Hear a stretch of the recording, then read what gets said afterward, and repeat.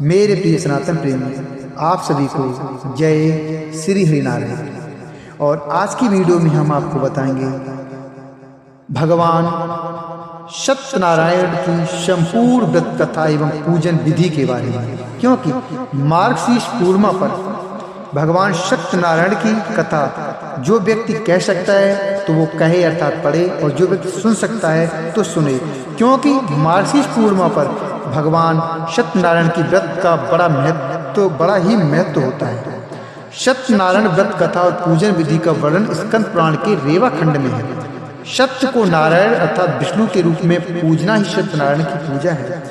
इसका दूसरा अर्थ यह है कि संसार में एकमात्र नारायण ही सत्य, बाकी सब माया है।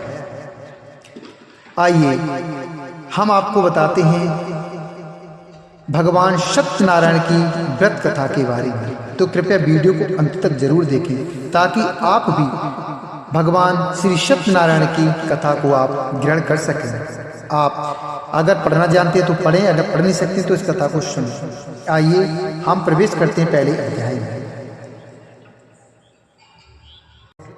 अध्याय 1। श्री व्यास जी ने कहा, एक समय नैमिषारण्य तीर्थ में शौनक आदि सभी ऋषियों तथा मुनियों ने पुराण शास्त्र के वेदता श्री सूत जी महाराज से पूछा, हे महामुनि, किस व्रत अथवा तपस्या से मनोवांछित फल प्राप्त होता है, उसे हम सब सुनना चाहते हैं, कृपया हम सबसे कहें। तब सूत जी बोले, इसी प्रकार देवर्षि नारद जी के द्वारा भी पूछे जाने पर भगवान कमलापति ने उनसे जैसा कहा था उसे कह रहा है, आप लोग सावधान होकर सुनो। एक समय योगी नारद जी लोगों के कल्याण की कामना से विविध लोकों में भ्रमण करते हुए मृत्यु लोक में आए, और यहाँ उन्होंने अपने कर्म फल के अनुसार नाना योनियों में उत्पन्न सभी प्राणियों को अनेक प्रकार के क्लेश दुख भोगते हुए देखा तथा किस उपाय से इनके दुखों का सुनिश्चित रूप से नाश हो सकता है। ऐसा मन में विचार करके वे विष्णु लोक गए। वहाँ 4 भुजाओं वाले शंख, चक्र, गदा, पद्म तथा वनमाला से विभूषित शुक्ल वर्ण भगवान श्री नारायण का दर्शन कर उन देवादिदेव की वे स्तुति करने लगे।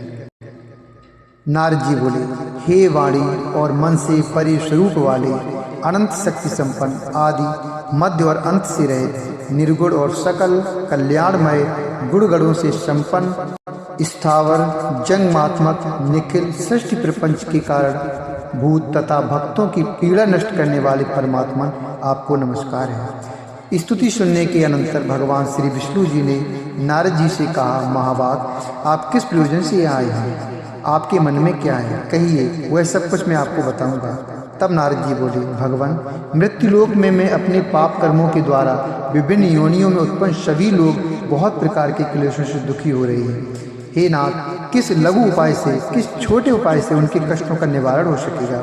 यदि आपकी मेरे ऊपर कृपा हो तो वह सब मुझे बताइए, मैं उसको सुनना चाहता हूँ। श्री भगवान ने कहा, हे वत्स, संसार के ऊपर अनुग्रह करने की इच्छा से आपने बहुत अच्छी बात पूछी है। जिस व्रत के करने से प्राणी मोह से मुक्त हो जाता है उसे आपको बताता हूँ, उसे ध्यान से सुनिए। हे वत्स, स्वर्ग और मृत्यु लोक में दुर्लभ भगवान सत्यनारायण का एक महान पुण्यप्रद व्रत है। आपके स्नेह के कारण इस समय मैं उसे कह रहा हूँ। अच्छी प्रकार विधि विधान से भगवान सत्यनारायण व्रत करके मनुष्य शीघ्र ही सुख प्राप्त करके परलोक में मोक्ष प्राप्त कर सकता है। भगवान की ऐसी वाणी सुनकर नारद मुनि ने कहा, हे प्रभु, इस व्रत को करने का फल क्या है, इसका विधान क्या है, इस व्रत को किसने किया और इसे कब करना चाहिए, यह सब विस्तार पूर्वक बतलाइए। तब भगवान श्री नारायण ने कहा, यह सत्यनारायण व्रत दुख शोक आदि का शमन करने वाला, धन धान की वृद्धि करने वाला, सौभाग्य और संतान देने वाला तथा सर्वत्र विजय प्रदान करने वाला है।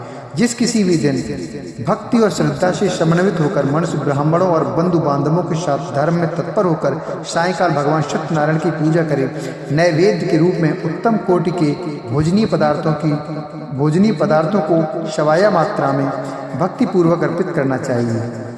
केले के फल, घी, दूध, गेहूं का चूड़ अथवा गेहूं के चूड़ के अभाव में साठी चावल का चूड़, शक्कर या गुड़, यह सब भक्ष्य सामग्री शवाया मात्रा में एकत्रित कर निवेदित करनी चाहिए।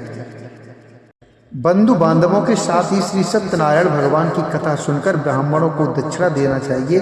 तदंतर बंधु बांधवों के साथ श्री सत्यनारायण भगवान की कथा सुनकर ब्राह्मणों को दक्षिणा देनी चाहिए। उसके बाद बंधु बांधवों के साथ ब्राह्मणों को भोजन कराना चाहिए। भक्ति पूर्वक प्रसाद ग्रहण करके नृत्य गीत आदि का आयोजन करना चाहिए। उसके बाद भगवान सत्यनारायण का स्मरण करते हुए अपने घर को जाना चाहिए। ऐसा करने से मनुष्यों की अभिलाषा अवश्य पूर्ण होती है। विशेष रूप से कलयुग में, पृथ्वी लोक में यह सबसे छोटा उपाय है। अब आइए हम कथा के दूसरे अध्याय में प्रवेश करेंगे। सूत जी बोले, हे द्विजो, हे ब्राह्मणों, अब मैं पुनः पूर्व काल में जिसने इस सत्यनारायण व्रत को किया था उसे भली बात विस्तार पूर्वक कहूँगा। रमणीय काशी नामक नगर में कोई अत्यंत निर्धन ब्राह्मण रहता था। भूख और प्यास से व्याकुल होकर वह प्रतिदिन पृथ्वी पर भटकता रहता था। ब्राह्मण प्रिय भगवान ने उस दुखी ब्राह्मण को देखकर वृद्ध ब्राह्मण का रूप धारण करके उस दुष्ट से आदर पूर्वक पूछा, हे विप्र, प्रतिदिन अत्यंत दुखी होकर तुम किस लिए पृथ्वी पर भ्रमण करते हो? हे दुष्श्रेष्ठ, यह सब बतलाओ, मैं सुनना चाहता हूँ। ब्राह्मण बोला, प्रभु, मैं अत्यंत दरिद्र ब्राह्मण हूँ और भिक्षा के लिए ही पृथ्वी पर घूमा करता हूँ। यदि मेरी इस दरिद्रता को दूर करने का कोई उपाय है, यदि आप जानते हो तो कृपया उसे बताइए। वृद्ध ब्राह्मण बोला, हे ब्राह्मण देव, सत्यनारायण भगवान विष्णु अभीष्ट फल को देने वाले हैं। हे विप्र, तुम उनका उत्तम व्रत करो, जिससे करने से मनुष्य सभी दुखों से मुक्त हो जाता है। व्रत के विधान को भी ब्राह्मण से यत्न पूर्वक कहकर वृद्ध ब्राह्मण रूपधारी भगवान विष्णु वहीं पर अंतर्ध्यान हो गए। वृद्ध ब्राह्मण ने जैसा कहा है उस व्रत को अच्छी प्रकार से वैसा ही करूंगा, यह सोचते हुए ब्राह्मण को रात में नींद नहीं आई। जब वह घर आया तब अगले दिन प्रातः काल उठकर सत्यनारायण का व्रत करूंगा, ऐसा संकल्प करके वह ब्राह्मण भिक्षा के लिए चल पड़ा। उस दिन ब्राह्मण को भिक्षा में बहुत सा धन प्राप्त हुआ। उसी धन से उसने बंधु बांधवों के साथ भगवान सत्यनारायण का व्रत किया। इस व्रत के प्रभाव से वह श्रेष्ठ ब्राह्मण सभी दुखों से मुक्त होकर समस्त संपत्तियों से संपन्न हो गया। उस दिन से लेकर प्रत्येक महीने उसने यह व्रत किया। इस प्रकार भगवान सत्यनारायण के इस व्रत को करके वह श्रेष्ठ ब्राह्मण सभी पापों से मुक्त हो गया और उसने दुर्लभ मोक्ष पद को प्राप्त किया। हे विप्र, पृथ्वी पर जब भी कोई मनुष्य श्री सत्यनारायण का व्रत करेगा उसी समय उसके समस्त दुख नष्ट हो जाएंगे। हे ब्राह्मणों, इस प्रकार भगवान नारायण ने महात्मा नारद जी से जो कुछ कहा मैंने वह शब्द आप लोगों से कह दिया। आगे अब और क्या कहूँ? हे मुनि, इस पृथ्वी पर उस ब्राह्मण से सुने हुए इस व्रत को किसने किया? हम सब वह जानना चाहते हैं, सुनना चाहते हैं। उस व्रत पर हमारी श्रद्धा हो रही है। श्री सूत जी बोले, हे मुनियों, पृथ्वी पर जिसने यह व्रत किया उसे आप लोग सुनो। एक बार वह दुष्श्रेष्ठ अपनी धन संपत्ति के अनुसार बंधु बांधवों तथा परिवारजनों के साथ व्रत करने के लिए उद्यत हुआ। इसी बीच एक लकड़हारा वहाँ आया और लकड़ी बाहर रखकर उस ब्राह्मण के घर गया। प्यास से व्याकुल वह उस ब्राह्मण को व्रत करता हुआ देख प्रणाम करके उससे बोला, प्रभु, आप यह क्या कर रहे हैं? इसके करने से किस फल की प्राप्ति होती है? विस्तार पूर्वक मुझे भी बताइए। विप्र ने कहा, ये सत्यनारायण का व्रत है जो सभी मनोरथों को प्रदान करने वाला है। उसी के प्रभाव से मुझे यह सब मान धन दान आदि प्राप्त हुआ है। जल पीकर तथा प्रसाद ग्रहण करके वह नगर चला गया। सत्यनारायण देव के लिए मन से ऐसा सोचने लगा कि आज लकड़ी बेचने से जो धन प्राप्त होगा उसी धन से भगवान सत्यनारायण का श्रेष्ठ व्रत करूंगा। इस प्रकार मन से चिंतन करता हुआ वह लकड़ी को मस्तक पर रखकर उस सुंदर नगर में गया जहाँ धन संपन्न लोग रहते थे, धनी लोग रहते थे। उस दिन उसने लकड़ी का दुगना मूल्य प्राप्त किया। इसके बाद वह प्रसन्न हृदय से वह वापस आया। इसके बाद प्रसन्न हृदय होकर वह पके हुए केले का फल, शर्करा, घी, दूध और गेहूं का चूड़ सवाय मात्रा में लेकर अपने घर आया। उसके बाद उसने अपने बंधु बांधवों को बुलाकर विधि विधान से भगवान श्री सत्यनारायण का व्रत किया। उस व्रत के प्रभाव से वह धन पुत्र से संपन्न हो गया और इस लोक में अनेकों सुखों का उपभोग कर अंत में शक्तपुर अर्थात वैकुंठ लोक को चला गया। आइए अब हम श्री सत्यनारायण व्रत कथा की अध्याय तीसरे में प्रवेश करेंगे। श्री सूत जी बोले, हे श्रेष्ठ मुनियों, अब मैं पुनः आगे की कथा कहूँगा, आप लोग सुने। प्राचीन काल में उल्का मुख नाम का एक राजा था। वह जितेंद्रिय, सत्यवादी तथा अत्यंत बुद्धिमान था। वह विद्वान राजा प्रतिदिन देवालय जाता और ब्राह्मणों को धन देकर संतुष्ट करता था। कमल के समान मुख वाली उसकी धर्मपत्नी शील, विनय एवं सौंदर्य आदि गुणों से संपन्न तथा पतिपरायण थी। राजा एक दिन अपनी धर्मपत्नी के साथ भद्रशिला नदी के तट पर श्री सत्यनारायण का व्रत कर रहा था। उसी समय व्यापार के लिए अनेक प्रकार की पुष्कल धनराशि संपन्न एक साधु नाम का बनिया वहां आया। भद्रशिला नदी के तट पर नाव को स्थापित कर वह राजा के समीप गया और राजा को उस व्रत में दीक्षित देखकर विनय पूर्वक पूछने लगा। साधु ने कहा, राजन, आप भक्ति युक्त चित्त से क्या कर रहे हैं? कृपया वह शब्द बताइए, इस समय मैं इसको सुनना चाहता हूँ। राजा बोले, हे साधु, पुत्र आदि की प्राप्ति की कामना से अपने बंधु बांधवों के साथ में अतुल तेज संपन्न भगवान विष्णु का व्रत एवं पूजन कर रहा हूँ। राजा की बात सुनकर साधु ने आदरपूर्वक कहा, राजन, इस विषय में आप मुझे सब कुछ विस्तार पूर्वक बतलाइए। आपके कथानुसार मैं व्रत एवं पूजन करना चाहता हूँ। मुझे भी संतति नहीं है, मेरे भी कोई संतान नहीं है। इससे अवश्य संतति प्राप्त होगी। ऐसा विचार कर वह व्यापार से निवृत्त होकर आनंद पूर्वक अपने घर आया। उसने अपनी भार्या से संतति प्रदान करने वाले इस व्रत को विस्तार पूर्वक बताया तथा जब मुझे संतति प्राप्त होगी तो मैं इस व्रत को करूंगा। इस प्रकार उस साधु ने अपनी भार्या लीलावती से कहा। एक दिन उसकी लीलावती नाम की सती साध्वी भार्या पति के साथ आनंद चित्त से ऋतुकालीन धर्माचरण में प्रवृत्त हुई और भगवान श्री सत्यनारायण की कृपा से उसकी वह भार्या गर्भवती हुई। 10वें महीने में उससे कन्या रत्न की उत्पत्ति हुई और वह शुक्ल पक्ष के चंद्रम की भांति दिन प्रतिदिन बढ़ने लगी। उस कन्या का कलावती यह नाम रखा गया। इसके बाद एक दिन लीलावती ने अपने स्वामी से मधुर वाणी में कहा, आप पूर्व में संकल्प श्री सत्यनारायण के व्रत को क्यों नहीं कर रही? साधु बोला, हे प्रिय, इसके विवाह के समय व्रत करूंगा। इस प्रकार अपनी पत्नी को भली भांति आश्वस्त कर वह व्यापार करने के लिए नगर की ओर चला गया। इधर कन्या कलावती पिता के घर में बढ़ने लगी। तदंतर धर्मज्ञ साधु ने नगर में सखियों के साथ क्रीड़ा करती हुई अपनी कन्या को विवाह योग्य देखकर आपस में मंत्रणा करके कन्या विवाह के लिए श्रेष्ठ वर का अन्वेषण करो अर्थात खोज करो, ऐसा दूत से कहकर शीघ्र ही उसे भेज दिया। उसकी आज्ञा प्राप्त करके दूत कांचन नामक नगर में गया और वहां से एक वणिक का पुत्र लेकर आया। उस साधु ने उस वणिक के पुत्र को सुंदर और गुणों से संपन्न देखकर अपनी जाति के लोगों तथा बंधु बांधवों के साथ संतुष्ट चित्त हो विधि विधान से वणिक पुत्र के हाथ में कन्या का दान कर दिया। उस समय वह साधु बनिया दुर्भाग्यवश भगवान का वह उत्तम व्रत भूल गया। पूर्व संकल्प के अनुसार वह विवाह के संपन्न हो जाने के बाद उस व्रत को करने वाला था, लेकिन वो किसी कारणवश भूल गया। इससे भगवान उस पर रुष्ट हो गए। कुछ समय के पश्चात अपने व्यापार कर्म में कुशल वह साधु बनी। काल की प्रेरणा से अपने दामाद के साथ व्यापार करने के लिए समुद्र के समीप स्थित रत्नसारपुर नामक सुंदर नगर में गया और पहने श्री संपन्न दामाद के साथ वहां व्यापार करने लगा। उसके बाद वे दो राजा चंद्रकेतु के रमणीय उस नगर में गए। उसी समय भगवान श्री सत्यनारायण ने उसे भ्रष्ट प्रतिज्ञ देखकर इसे दारुण कठिन और महान दुख प्राप्त होगा यह श्राप दे दिया। एक दिन एक चोर राजा चंद्रकेतु के धन को चुराकर वहीं आया जहां दोनों वणिक स्थित थे। वह अपने पीछे दौड़ते हुए दूतों को देखकर भयभीत चित्त से धन वहीं छोड़कर शीघ्र छिप गया। इसके बाद राजा के दूत वहां आ गए जहां वह साधु वणिक था।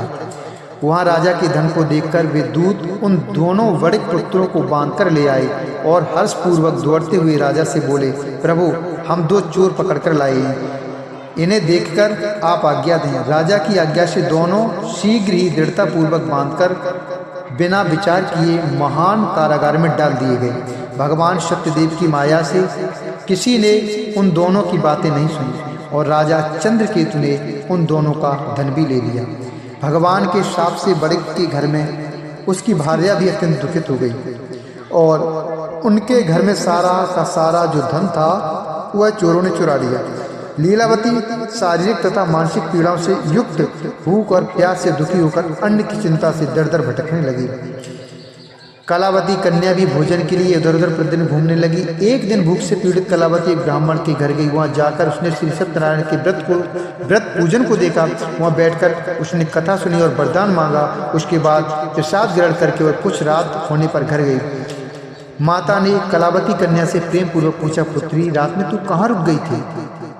तुम्हारे मन में क्या है? कलावती कन्या ने तुरंत माता से कहा, माँ मैंने एक ब्राह्मण के घर में मनोरथ प्रदान करने वाला व्रत देखा है। कन्या की उस बात को सुनकर वह वड़िक की भार्या व्रत करने को उद्यत हुई और प्रसन्न मन से उस साध्वी ने बंधु बांधवों के साथ भगवान श्री सत्यनारायण का व्रत किया तथा इस प्रकार प्रार्थना की, हे भगवान आप हमारे पति एवं जामाता के अपराध को क्षमा करें, वे दोनों अपने घर शीघ्र आ जाएं। इस व्रत से भगवान सत्यनारायण पुनः संतुष्ट हो गए तथा उन्होंने नृपश्रेष्ठ चंद्रकेतु को स्वप्न दिखाया और स्वप्न में कहा, हे नृपश्रेष्ठ प्रातः काल दोनों बड़कों को छोड़ दो और वह सारा धन भी दे दो जो तुमने इनसे इस समय ले लिया है, जो तुमने उनसे इस समय ले लिया है, अन्यथा राज धन एवं पुत्र से तुम्हारा सर्वनाश कर दूंगा। राजा से स्वप्न में ऐसा कहकर भगवान सत्यनारायण अंतर्ध्यान हो गए। इसके बाद प्रातःकाल राजा ने अपने सभासदों के साथ सभा में बैठकर अपना स्वप्न लोगों को बताया और कहा, दोनों बंदी बड़े पुत्रों को शीघ्र ही मुक्त कर दो। राजा की ऐसी बात सुनकर वे राजपुरुष दोनों महाजनों को बंधन मुक्त करके राजा के सामने लाकर विनय पूर्वक बोले, महाराज बेड़ी बंधन से मुक्त करके दोनों बड़े पुत्र लाए गए हैं। इसके बाद दोनों महाजन नृपश्रेष्ठ चंद्रकेतु को प्रणाम करके अपने पूर्व वृत्तांत का स्मरण करते हुए भय व्यवन हो गए और कुछ बोल न सके। राजा ने बड़े पुत्रों को देखकर आदर पूर्वक कहा, आप लोगों को प्रारब्धवश यह महान दुख प्राप्त हुआ है। इस समय अब कोई भय नहीं है। ऐसा कहकर उनकी बेड़ी खुलवाकर छोड़ कर मात कराया। राजा ने वस्त्र अलंकार देकर उन दोनों बड़े पुत्रों को संतुष्ट किया तथा सामने बुलाकर वाणी द्वारा अत्यधिक आनंदित किया। पहले जो धन लिया था उससे दूना करके उनको दिया। उसके बाद राजा ने पुनः उनसे कहा, साधु अब आप अपने घर जाएं। राजा को प्रणाम करके आपकी कृपा से हम जा रहे हैं। ऐसा कहकर उन दोनों महावैश्यों ने अपने घर की ओर प्रस्थान किया। आइए अब हम श्री सत्यनारायण व्रत की कथा के चौथे अध्याय में प्रवेश करेंगे। श्री सूत जी बोले, साधु बनिया मंगलाचरण कर और ब्राह्मणों को धन देकर अपने नगर के लिए चल पड़ा। साधु के कुछ दूर जाने पर भगवान सत्यनारायण की उसकी सत्यता की परीक्षा के विषय में जिज्ञासा हुई। साधु तुम्हारी नाव में क्या भरा है? तब धन के मद में चूर दोनों महाजनों ने अवहेलना पूर्वक हंसते हुए कहा, दंडिन क्यों पूछ रहे हो? क्या कुछ द्रव्य लेने की इच्छा है? हमारी नाव में तो लता और पत्ते आदि भरे हैं। ऐसी निष्ठुर वाणी सुनकर तुम्हारी बात सच हो जाए। ऐसा कहकर दंडी सन्यासी को रूप धारण किए हुए भगवान कुछ दूर जाकर समुद्र के समीप बैठ गए। दंडी के चले जाने पर नित्य क्रिया करने के पश्चात उतराई हुई अर्थात जल में ऊपर की ओर उठी हुई नौका को देखकर साधु अत्यंत आश्चर्य में पड़ गया और नाव में लता और पत्ते आदि देखकर मूर्छित हो पृथ्वी पर गिर पड़ा। सचेत होने पर बड़िक पुत्र चिंतित हो गया। तब उसके दामाद ने इस प्रकार कहा, आप शोक क्यों करते हैं? दंडी ने शाप दे दिया है। इस स्थिति में वे ही चाहें तो सब कुछ कर सकते हैं, इसमें संशय नहीं। अतः उन्हीं की शरण में हम चलें, वही मन की इच्छा पूर्ण होगी। दामाद की बात सुनकर वह साधु बनिया उनके पास गया और वहाँ दंडी को देखकर उसने भक्ति पूर्वक उन्हें प्रणाम किया तथा आदर पूर्वक कहने लगा, आपके सम्मुख मैंने जो कुछ कहा असत्य भाषण के रूप में अपराध किया, आप मेरे उस अपराध को क्षमा करें। ऐसा कहकर बारंबार प्रणाम करके वह महान शोक से आकुल हो गया। दंडी ने उसे रोता हुआ देखकर कहा, हे मूर्ख रो मत, मेरी बात सुनो। मेरी पूजा से उदासीन होने के कारण तथा मेरी आज्ञा से ही तुमने बारंबार दुख प्राप्त किया है। भगवान की ऐसी वाणी सुनकर वह उनकी स्तुति करने लगा। साधु ने कहा, हे प्रभु, यह आश्चर्य की बात है कि आपकी माया से मोहित होने के कारण ब्रह्मा आदि देवता भी आपके गुणों और रूपों को यथावत रूप से नहीं जान पाते हैं। फिर मैं मूर्ख आपकी माया से मोहित होने के कारण कैसे जान सकता हूँ? आप प्रसन्न हो, मैं अपनी धन संपत्ति के अनुसार आपकी पूजा करूंगा। मैं आपकी शरण में आया हूँ। मेरा जो नौका में स्थित पूरा धन था, उसकी तथा मेरी रक्षा करें। उस बनिया की भक्ति युक्त वाणी सुनकर भगवान जनार्दन संतुष्ट हो गए। भगवान हरि उसे अभीष्ट वर प्रदान करके वहीं अंतर्ध्यान हो गए। उसके बाद वह साधु अपनी नौका में चढ़ा और उसे धन दान से भरपूर देखकर भगवान सत्यदेव की कृपा से हमारा मनोरथ सफल हो गया, ऐसा कहकर स्वजनों के साथ उसने भगवान की विधिवत पूजा की। भगवान श्री सत्यनारायण की कृपा से वह आनंद से भरपूर हो गया और नाव को प्रत्यन पूर्वक संभालकर उसने अपने देश के लिए प्रस्थान किया। साधु बनिया ने अपने दामाद से कहा, वह देखो मेरी रत्नपुरी नगरी दिखाई दे रही है। साधु बनिया ने अपने दामाद से कहा, वह देखो मेरी रत्नपुरी नगरी दिखाई दे रही है। इसके बाद उसने अपने धन के रक्षक दूत को अपने आगमन का समाचार देने के लिए अपनी नगरी में भेजा। उसके बाद उस दूत ने नगर में जाकर साधु की भार्या को देख हाथ जोड़कर प्रणाम किया तथा उसके लिए अभीष्ट बात कही। सेठ जी अपने दामाद तथा बंधु वर्गों के साथ बहुत सारे धन दान से संपन्न होकर नगर के निकट पधार गए। दूत के मुख से यह बात सुनकर वह महान आनंद से विह्वल हो गई और उस साधु ने श्री सत्यनारायण की पूजा करके अपनी पुत्री से कहा, मैं साधु के दर्शन के लिए जा रही हूँ, तुम शीघ्र जाओ। माता का ऐसा वचन सुनकर व्रत को समाप्त करके प्रसाद का परित्याग कर वह कलावती भी अपने पति का दर्शन करने के लिए चल पड़ी। इससे भगवान सत्यनारायण रुष्ट हो गए और उन्होंने उसके पति को तथा नौका को धन के साथ हरण करके जल में डुबो दिया। इसके बाद कलावती कन्या अपने पति को न देख पाई। इसके बाद कलावती कन्या अपने पति को न देख महान शोक से रुदन करती हुई पृथ्वी पर गिर पड़ी। नाव का अदर्शन तथा कन्या को अत्यंत दुखी देख भयभीत मन से साधु बनिया ने सोचा, यह क्या आश्चर्य हो गया। नाव का संचालन करने वाले भी सभी चिंतित हो गए। तदंतर वह लीलावती भी कन्या को देखकर विह्वल हो गई और अत्यंत दुख से विलाप करती हुई अपने पति से इस प्रकार बोली, अभी अभी नौका के साथ वह कैसे अलक्षित हो गया। न जाने किस देवता की उपेक्षा से वह नौका हरण कर ली गई अथवा श्री सत्यनारायण का महात्मा कौन जान सकता है। ऐसा कहकर वह स्वजनों के साथ विलाप करने लगी और कलावती कन्या को गोद में लेकर रोने लगी। कलावती कन्या भी अपने पति के नष्ट हो जाने पर दुखी हो गई और पति की पादुका लेकर उनका अनुगमन करने के लिए उसने मन में निश्चय किया। कन्या के इस प्रकार के आचरण को देख भार्या सहित वह धर्मज्ञ साधु बनी अत्यंत शोक संतप्त हो गया और सोचने लगा, या तो भगवान सत्यनारायण ने अपहरण किया अथवा हम सभी भगवान सत्यदेव की माया से मोहित हो गए हैं। अपनी धन शक्ति के अनुसार मैं भगवान श्री सत्यनारायण की पूजा करूंगा। सभी को बुलाकर इस प्रकार कहकर उसने अपने मन की इच्छा प्रकट की और बारंबार भगवान सत्यदेव को दंडवत प्रणाम किया। इससे दीनों के परपालक भगवान सत्यदेव प्रसन्न हो गए। भक्त वत्सल भगवान ने कृपा पूर्वक कहा, तुम्हारी कन्या प्रसाद छोड़कर अपने पति को देखने चली आई है। निश्चय ही इसी कारण उसका पति अदृश्य हो गया। यदि घर जाकर प्रसाद ग्रहण करे तो हो सकता है वह पुनः वापस आ जाए। तो हे साधु बनिया, तुम्हारी पुत्री पति को प्राप्त कर सकती है, इसमें संशय नहीं है। कन्या कलावती भी आकाश मंडल से ऐसी वाणी सुनकर शीघ्र ही घर गई और उसने प्रसाद को ग्रहण किया। पुनः आकर स्वजनों तथा अपने पति को देखा। तब कलावती कन्या ने अपने पिता से कहा, अब तो घर चलें, विलंब क्यों कर रहे हैं। कन्या की वह बात सुनकर बड़े पुत्र संतुष्ट हो गया और विधि विधान से भगवान सत्यनारायण का पूजन करके धन तथा बंधु बांधवों के साथ अपने घर गया। उसके बाद पूर्णिमा तथा संक्रांति पर्वों पर भगवान सत्यनारायण का पूजन करते हुए इस लोक में सुख भोग कर अंत में सत्यपुर वैकुंठ लोक में चला गया। आइए अब हम श्री सत्यनारायण की कथा के अध्याय 5 में प्रवेश करते हैं। श्री सूत जी बोले, श्रेष्ठ मुनियों, अब इसके बाद मैं दूसरी कथा कहूँगा, आप लोग सुनें। अपनी प्रजा का पालन करने में तत्पर तुंगध्वज नामक एक राजा था। उसने सत्यदेव के प्रसाद का परित्याग करके दुख प्राप्त किया। एक समय वह वन में जाकर और और वहाँ बहुत से पशुओं को मारकर वट वृक्ष के नीचे आया। वहाँ उसने देखा कि गोपगण बंधु बांधवों के साथ संतुष्ट होकर भक्ति पूर्वक भगवान सत्यदेव की पूजा कर रही हैं। राजा यह देखकर भी अहंकारवश न तो वह वहाँ गया और न उसे भगवान सत्यनारायण को प्रणाम किया। पूजन के बाद सभी गोपगण भगवान का प्रसाद राजा के समीप रखकर वहाँ से लौट आए और इच्छानुसार उन सभी ने भगवान का प्रसाद ग्रहण किया। इधर राजा को प्रसाद का परित्याग करने से बहुत दुख हुआ।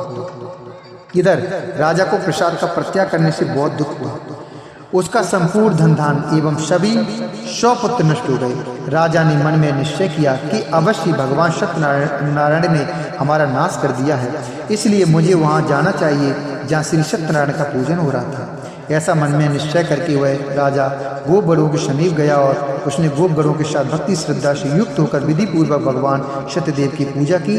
भगवान सत्यदेव की कृपा से वह पुनः धन और पुत्रों से संपन्न हो गया तथा इस लोक में सभी सुखों का उपभोग कर अंत में सत्यपुर वैकुंठ लोक को प्राप्त हुआ। श्री सूत जी कहते हैं, जो व्यक्ति इस परम दुर्लभ श्री सत्यनारायण के व्रत को करता है और पुण्यमय तथा फल प्रदायिनी भगवान की कथा को भक्ति युक्त होकर सुनता है, उसे भगवान सत्यनारायण की कृपा से धन धान आदि की प्राप्ति होती है। दरिद्र धनवान हो जाता है, जो दरिद्र होता है वो धनवान हो जाता है। बंधन में पड़ा हुआ बंधन से मुक्त हो जाता है। डरा हुआ व्यक्ति भय मुक्त हो जाता है। यह सत्य बात है, इसमें कोई संशय नहीं है। इस लोक में वह सभी फलों का भोग प्राप्त करके अंत में सत्यपुर वैकुंठ लोक को जाता है। इस लोक में भी वह सभी फलों को प्राप्त करके अंत में सत्यपुर वैकुंठ लोक को जाता है। हे ब्राह्मणों, इस प्रकार मैंने आप लोगों से भगवान सत्यनारायण के व्रत को कहा, जिसे करके मनुष्य सभी दुखों से मुक्त हो जाता है। कलयुग में तो भगवान सत्यदेव की पूजा विशेष फल प्रदान करने वाली है। भगवान विष्णु को ही कुछ लोग काल, कुछ लोग सत्य, कोई ईश और कोई सत्यदेव तथा दूसरे लोग सत्यनारायण के नाम से कहेंगे। अनेक रूप धारण करके भगवान सत्यनारायण सभी का मनोरथ सिद्ध करते हैं। कलयुग में सनातन भगवान विष्णु ही सत्यव्रत रूप धारण करके सभी का मनोरथ पूर्ण करने वाले होंगे। हे श्रेष्ठ मुनियों, जो व्यक्ति नित्य भगवान सत्यनारायण की इस व्रत कथा को पढ़ता है, सुनता है, उसकी भगवान सत्यनारायण की कृपा से उसके सारे पाप नष्ट हो जाते हैं। हे मुनीश्वरों, पूर्व काल में जिन लोगों ने भगवान सत्यनारायण का व्रत किया था, उसके अगले जन्म का वृत्तांत कहता हूँ, आप लोग उसे भी सुने। महान प्रज्ञा संपन्न शतानंद नाम के ब्राह्मण सत्यनारायण व्रत करने के प्रभाव से दूसरे जन्म में सुदामा नामक ब्राह्मण हुए और उस जन्म में भगवान श्री कृष्ण का ध्यान करके उन्होंने मोक्ष प्राप्त किया।